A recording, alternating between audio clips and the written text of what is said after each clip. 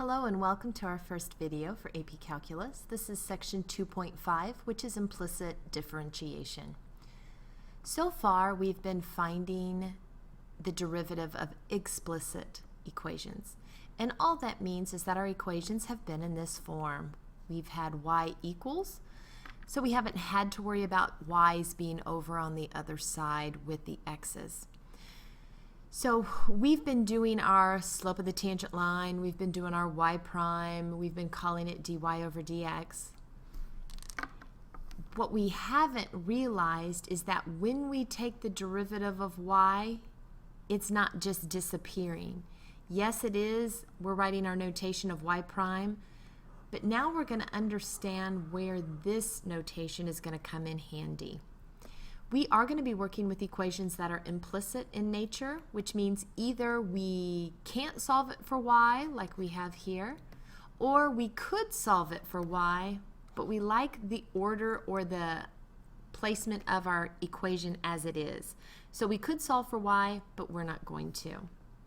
When we look at our dy over dx notation, we're going to analyze and look to see what each of these stands for. When you're looking at dy over dx, it's very important that you look at the variable that's in the denominator.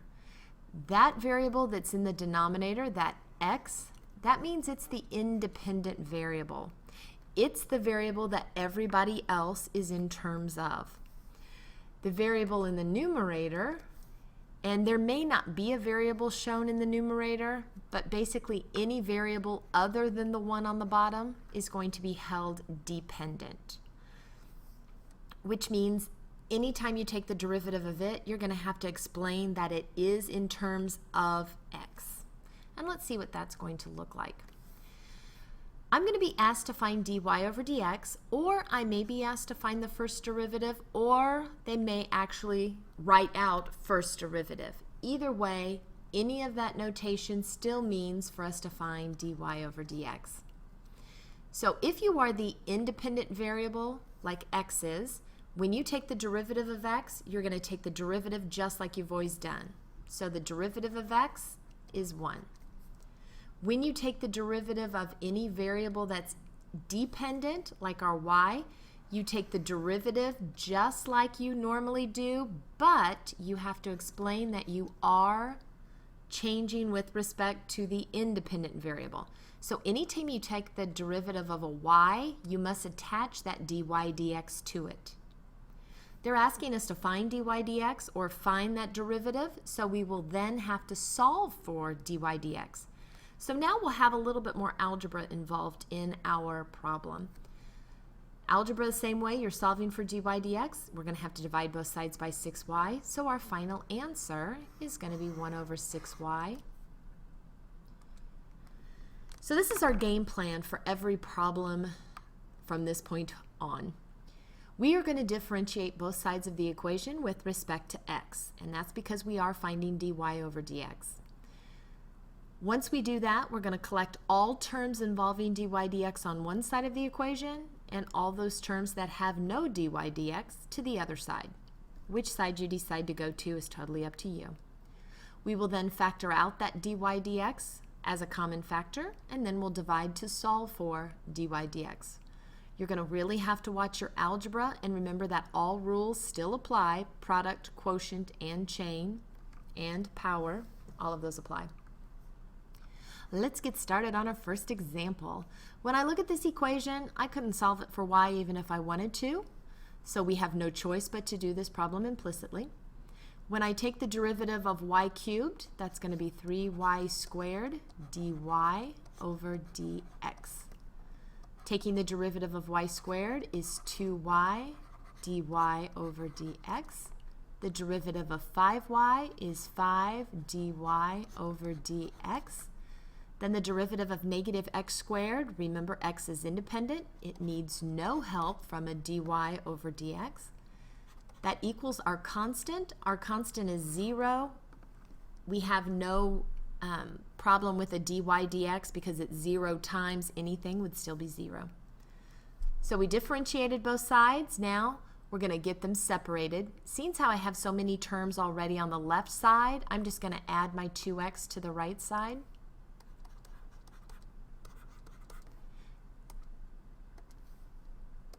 When the algebra is not quite so exciting, shall we say, you are more than welcome to do some multitasking. So if you want to go ahead and split up your dy dx's in those other terms, if you want to go ahead and factor out that dy dx at the same time, you are more than welcome to do that. As you can see watching our first video, my handwriting has not improved, nor unfortunately will it. So when I divide through, I'm going to have 2x divided by 3y squared plus 2y minus 5. That's our final answer. It's not too bad. You just have basically that extra step of solving then for your dy over dx. Basically, at this point, we were done with calculus. The rest of it is just algebra.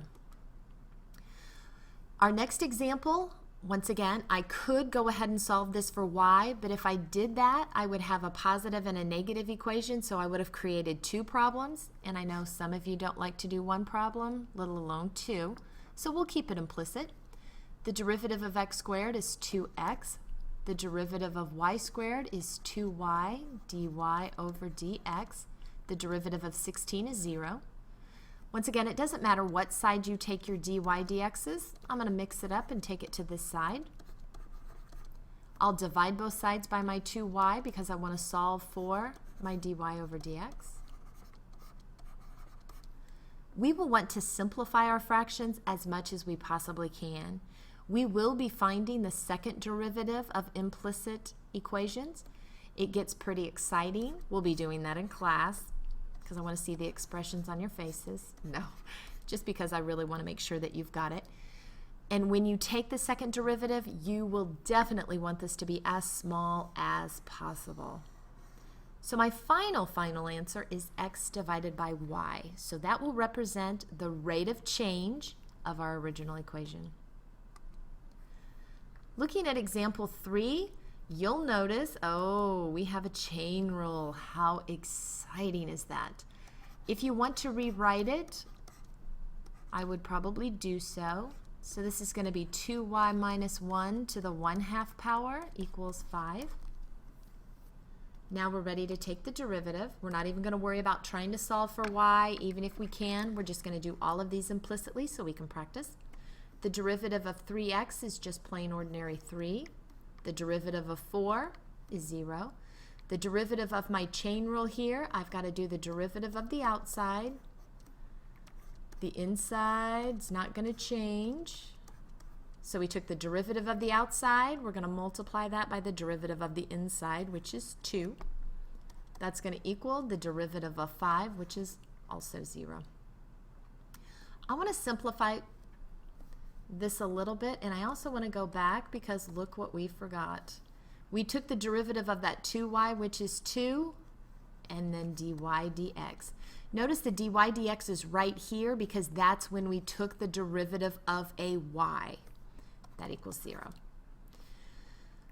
I want to simplify this just a little bit, so I have 3 plus this 1/2 and this 2 are going to cancel each other out. So this 1/2 and this 2 cancel each other out.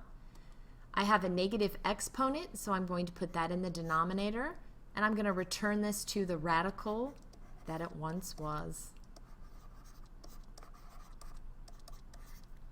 I'm keeping the 1 over square root of 2y minus 1 separated a little bit from my dy dx so that I can simplify a little easier. I will divide through by 3, not divide through, I will subtract 3. See, I get tongue-tied just like I do in class too. I'm going to multiply both sides by the square root of 2y minus 1, and that will solve for dy dx. There's my final answer. Okay, let's do one more example together, and then you'll be left with some on your own. This one, moving it up just a little bit, you'll notice we have a product rule. Be careful because with implicit differentiation, product rules look pretty small.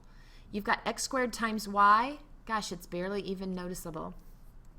When we're doing this, look at your first, we'll do that one in red, and your second in blue. So the derivative of the first times the second as is, plus the derivative of the second times the first as is. All that product rule. Here we go. The derivative of x squared is 2x times y as is, plus the derivative of y, which is 1 dy over dx, times the first as is, which is x squared. Okay, so the derivative of x squared times y is 2xy plus dy dx x squared, and you can write x squared times dy dx, order doesn't matter, plus the derivative of 6y to the 7th is 42y to the 6th dy over dx. That equals the derivative of -2, which is 0. I have two terms with a dy dx. I'm going to take that 2xy to the other side, so subtract that 2xy. When I rewrite that second term, I'm going to go ahead and write the x squared in front of the dy dx. 42y to the 6th dy over dx equals -2xy. I'm going to factor out that dy dx. Once again, if you can do it a little bit faster, that is perfectly fine. Don't take too many steps at a time, because remember, this is AP Calculus. We have to show all of our work. Last step, divide through. Once you divide through, look for opportunities to simplify. There doesn't seem to be anything in common between everything, so we are finished. Okay. That concludes video 1. We do have some examples for you to do. You'll do those examples, and then you'll watch your video 2. I'll see you in class tomorrow. Good luck.